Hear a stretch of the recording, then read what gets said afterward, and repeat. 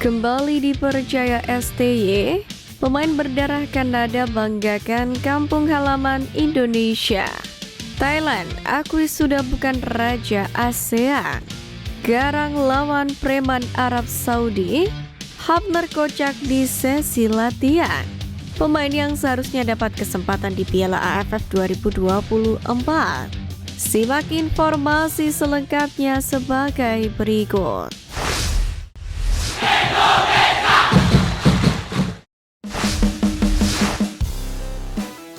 Garang lawan preman Arab Saudi, Hafner kocak di sesi latihan.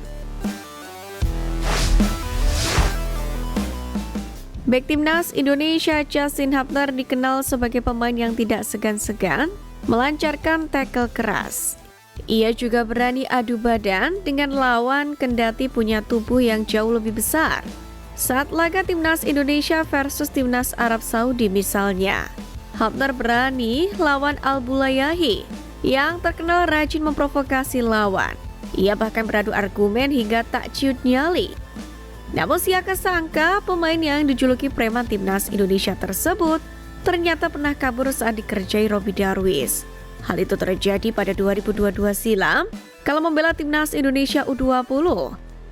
Ketika itu Robby Darwish turun duluan dari bus dan memegang belelang. Hafner pun terlihat rileks dan berjoget-joget sebelum turun dari bus. Namun di depan pintu sudah berdiri Robby sembari tersenyum-senyum dan menyembunyikan belalang di tangannya.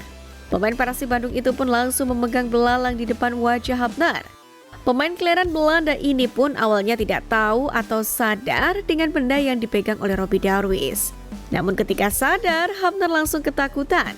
Ia lari terbirit-birit dan berusaha sekuat tenaga untuk menghindari Robby yang justru tertawa dan mengejarnya. Tentu hal itu masih terngiang-ngiang di ingatan pecinta sepak bola tanah air.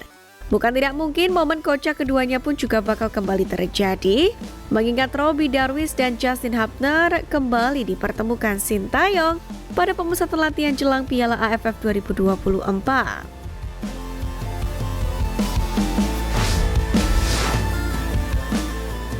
Kembali dipercaya STY, pemain berdarah Kanada banggakan kampung halaman Indonesia.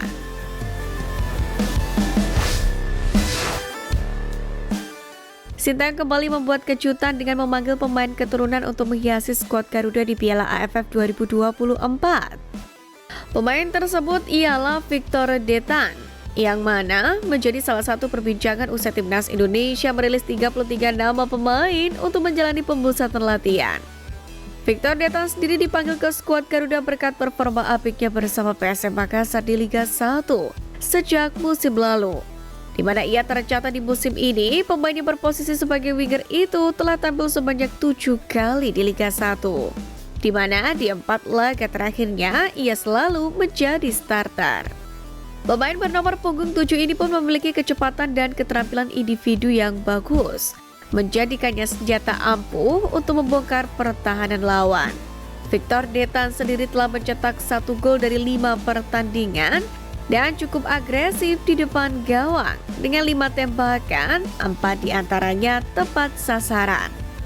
Tak hanya menyerang, ia juga aktif membantu pertahanan dengan mencatatkan 6 intercept, 4 tackle dan 4 sapuan. Catatan itu pun dirasa cukup oleh Sintayong untuk membawanya ke tim nasional Indonesia.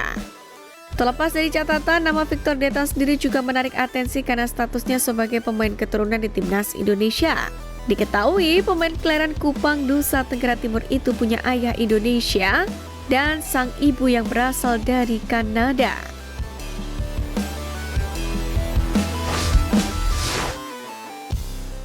Pemain yang seharusnya dapat kesempatan di Piala AFF 2024.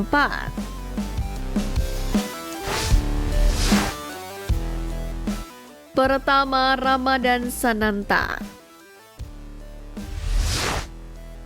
Entah apa yang menjadi alasannya, Ramadan Sananta tidak dipanggil Sintayong tampil di Piala AFF 2024. Pada kualitasnya di turnamen Asia Tenggara sudah teruji, termasuk membawa Indonesia kembali meraih medali emas SEA Games kemarin. Menarik untuk dinantikan apa yang sebenarnya terjadi pada Ramadan Sananta hingga membuatnya tak lagi dipanggil ke tim nasional. Kedua, Jens Raven. Kualitas Jens Raven sebenarnya sudah diperlihatkan dengan torehan juara Piala AFF U19 bersama Indra Syafri sebagai pelatihnya. Namun demikian performanya dinilai masih kurang oleh Sintayong, sehingga tak turut memanggilnya ke Piala AFF ke tim senior. Meski begitu, banyak pihak berpendapat jika ajang ini sangat cocok bagi Raven dalam hal mengembangkan kemampuannya sebagai seorang striker. Ketiga, Sadil Ramdhani. Sudah lama sekali Sadil tidak kembali ke tim nasional. Beragam spekulasi pun mengenai alasan Sintayong tak menggunakan jasanya lagi. Meski begitu, sangat disayangkan di Piala AFF tahun ini Sadil kembali tak dipercaya untuk memperkuat timnas Indonesia. Pada performanya di level klub terbilang cukup impresif bersama Sabah FC di Liga Super Malaysia.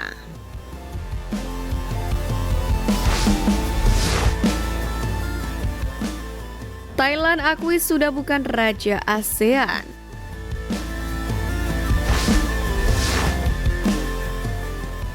Meroketnya perkembangan timnas Indonesia di semua kelompok umur, bahkan timnas putri, membuat Thailand mulai sadar diri terkait statusnya sebagai raja ASEAN.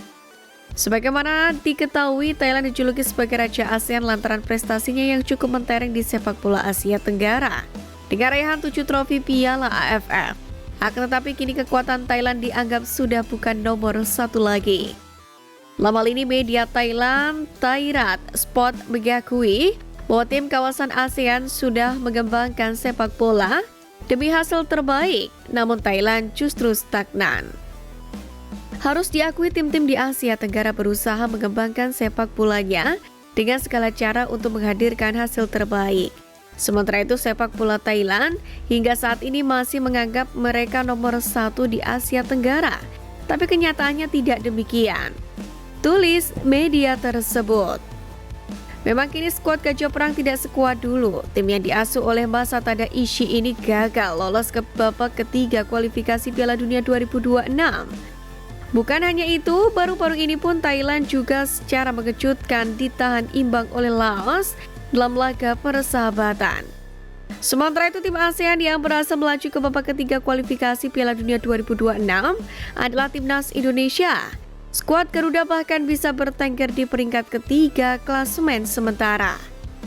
Untuk itu menarik menanti pembuktian kembali Thailand sebagai raja ASEAN. Satu hal yang pasti, timnas Indonesia sendiri telah mengesampingkan target regional.